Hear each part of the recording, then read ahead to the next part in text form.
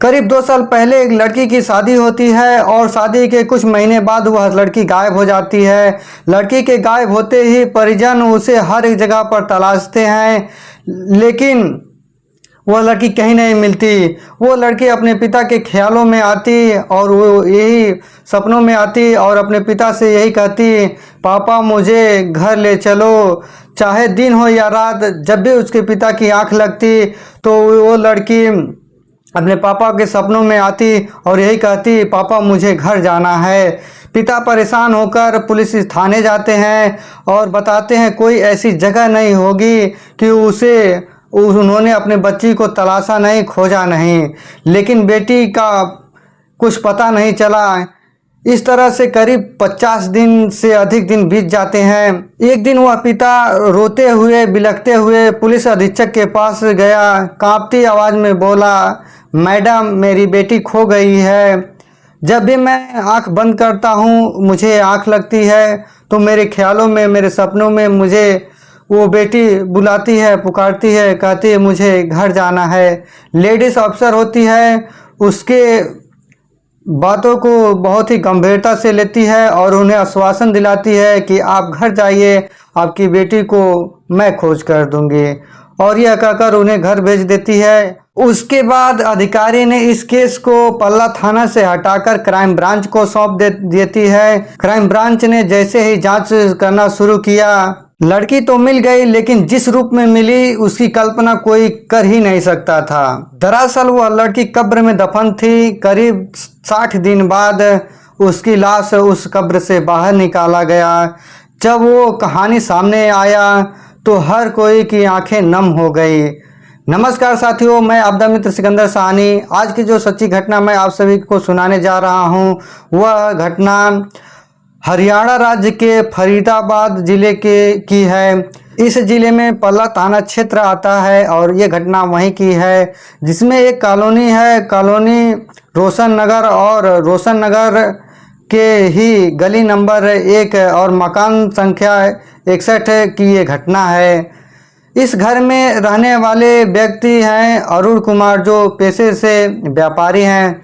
उनकी एक सिलाई कढ़ाई की एक फैक्ट्री है जिसमें स्पोर्ट्स से जुड़ी सामानें बनती हैं। अरुण कुमार की पत्नी तन्नू होती है, तन्नू राजपूत होती है, जिसका उम्र करीब 23 साल होती है, जो फिरोजाबाद उत्तर प्रदेश के सिकोहाबाद के खेड़ा मोहल्ला की रहने वाली होती हैं। दोनों की शादी 21 जून 2023 को हुई थी। 23 अप्रैल 2025 को अरुण कुमार की पत्नी लापता हो जाती है। उसका फ़ोन स्विच ऑफ आता है। घर वालों द्वारा जगह जगह पोस्टर लगवाए जाते हैं, फ़ोटो के साथ नाम, हाइट और हुलिया और पता सब कुछ लिखा जाता है। थाने में FIR भी करवाई जाती है। 285/25 दिनांक 25 अप्रैल 2025 थाना पल्ला। पुलिस की जांच ढीली पड़ जाती है और दूसरी तरफ तन्नू के पिता हकीम सिंह को सपने में बार बार वही आवाज़ें आती है, पापा मुझे घर ले चलो। 14 जून 2025 को हकीम सिंह DCP सेंट्रल उषा देवी से मिलते हैं। DCP इस केस को गंभीरता से लेते हुए क्राइम ब्रांच को सौंप देती हैं। क्राइम ब्रांच ने जांच तेज कर दी।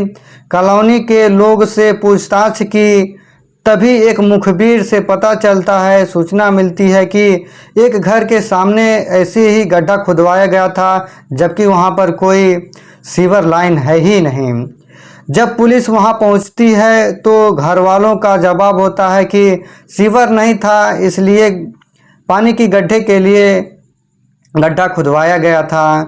पर जांच में पता चला कि वो गड्ढा खुदवाया जरूर गया था, लेकिन वहाँ पर कभी सीवर बनवाया ही नहीं गया, बस सीढ़ियाँ ही बनवाई गई थी और सीढ़ियाँ बनवाकर गड्ढा को बंद कर दिया गया था। और गहराई से जांच की गई तो 21 जून 2025 को उसी गड्ढे से एक महिला की लाश बरामद हुई और उस लाश की पहचान तन्नू राजपूत के रूप में किया गया। जांच में यह सामने आया कि तन्नू के ससुर भूप सिंह, सास सोनिया और पति ने मिलकर एक षड्यंत्र रचा और तन्नू को ससुराल से शुरू से ही प्रताड़ना मिलती थी। पति उसे पसंद नहीं करते थे और वह मायके चली गई थी, लेकिन पंचायत के बाद उसे फिर से बुलवाया गया था। 15 अप्रैल 2025 को साजिश रचा गया और 21 से 22 अप्रैल की रात को खाना बनवाया गया, जिसमें नशीले पदार्थ मिलाकर तन्नू और उसके ननद को खिला दिया गया।